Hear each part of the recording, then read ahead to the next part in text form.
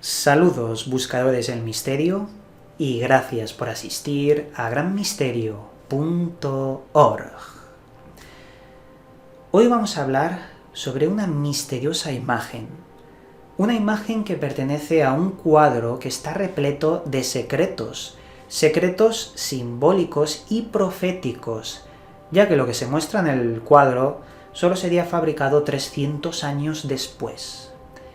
El cuadro nos muestra, la aparición de 9 personas, de varios elementos, pero el que más nos llama la atención es una esfera metálica que parece tener 2 antenas que sobresalen de esta y una similitud casi idéntica con la sonda espacial Sputnik o con el satélite Vanguard 2 de la NASA del año 1959.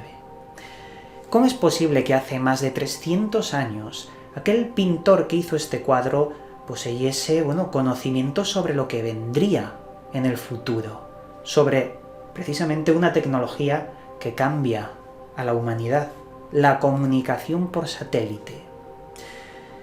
Hay muchas teorías sobre el por qué conocían ese conocimiento, y todas radican en el hermetismo, en un saber que pasó entre miembros de logias discretas y que querían atesorar y proteger porque ese saber les otorgaba la llave del futuro.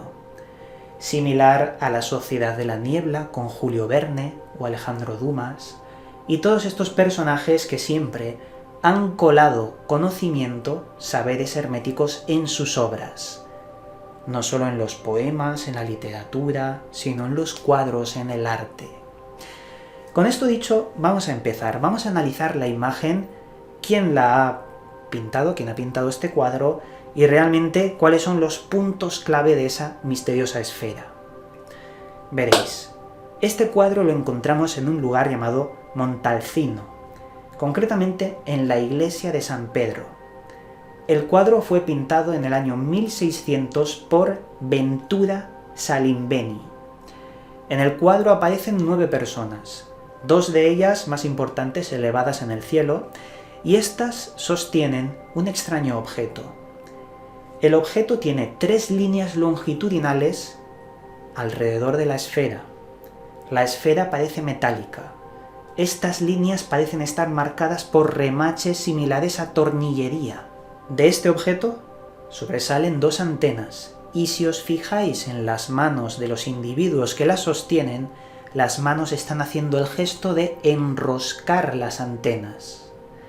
Además, si nos fijamos en la parte de conexión entre la esfera y los apéndices, las antenas, vemos que en esa parte de conexión también parece que hay una hendidura de enroscar en el aparato. Vemos como el objeto parece una máquina. Pero vamos a continuar, porque lo más llamativo no es eso. Lo más llamativo es la protuberancia circular que aparece en la parte izquierda inferior de la esfera metálica. Es la misma que el satélite Vanguard 2 de la NASA. Juzgar por vosotros mismos, las imágenes son idénticas, pero entre estas 2 imágenes, entre el cuadro y la imagen de la sonda Vanguard 2, han pasado más de 300 años. El Sputnik ruso, también tiene mucha similitud con este misterioso objeto. Lo que no sabemos es, de dónde ha salido. Más datos curiosos. El cuadro muestra otra clave. Aparte de la hostia divina que está en el centro del cuadro, vemos una paloma. Una paloma que está en la nariz de una persona. Pero la dirección de la paloma corresponde directamente con el centro del círculo que está en la protuberancia, en esta esfera metálica. Y esto se ha analizado por muchos investigadores como el símbolo de observación o fotografía. Y esto está relacionado con lo que hace Vanguard 2 de la NASA, ya que esa pequeña protuberancia de la parte izquierda era una cámara de alta resolución. Nos está diciendo el cuadro que esa paloma que sale directamente de ese círculo está recogiendo imágenes de lo que hay debajo de este. Bueno, es un punto clave también de este cuadro. Lo interesante aquí, vemos que la versión oficial se ha encargado de desprestigiar la versión extraoficial, esta versión alternativa que os estoy contando. La versión oficial simplemente dice que la esfera es una representación de la Tierra y que las antenas son una especie de mini varillas o báculos que representan el control de la Trinidad. Pero claro, es una explicación que nos deja muy fríos al contemplar la imagen de la sonda espacial Vanguard 2 de la NASA. Esto, si fuera real la parte alternativa, si esto fuera así, tenemos que incidir directamente en ese conocimiento. Conocimiento que ya os digo, pasa entre logias discretas, que al principio eran logias discretas, pero se convirtieron en discretas por, ser reconocidas bajo unos estatutos. O, mejor dicho, porque los que controlan, los que tienen el alto poder para decir esta logia entra y esta no, también son logias. Es decir, los que rigen en la actualidad todo el tema de las logias y lo que ahí hacen, también pertenecen a una logia. Por eso se permiten cosas que, se desconocen a nivel popular. Vamos a dejarlo ahí. Pero como decía al principio, desde Julio Verne, que ya nos daba las pistas de ser un visionario sobre acontecimientos que luego se cumplirían en el futuro, hasta gente no tan conocida como Ventura Salimbeni, conocida a nivel de misterios, pero que también nos cuelan eso, ¿no? Y no es el primer cuadro donde aparece un ovni, o un satélite, llamarlo como queráis, un objeto extraño. Tenemos una infinidad de cuadros a lo largo de la historia en el que aparecen ovnis, abducciones, fenómenos extraños aéreos, aparecen luminarias, cuadros medievales muy antiguos que ya estaban señalando la existencia de esto en el cielo. Hemos hablado de alguno de estos cuadros en vídeos. Por mencionar alguno de los más famosos, el ovni de Nuremberg de 1561, los ovnis que aparecieron en el cielo tras una extraña franja de color negro gigantesca y que empezaron a dispararse entre ellos y algunos caer a tierra hasta desintegrarse en un humo que no dejó rastros. Una crónica recogida en esa época, del siglo XVI.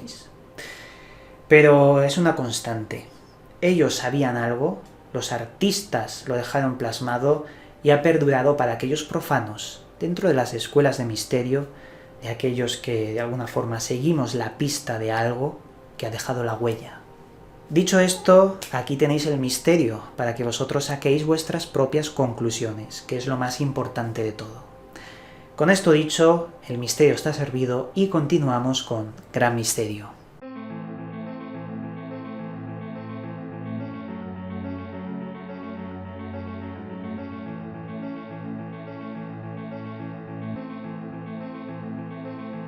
Esta vez en la sección Libros Recomendados os traigo el siguiente libro, Buda y Einstein, cara a cara, escrito por Guy Joseph Halley.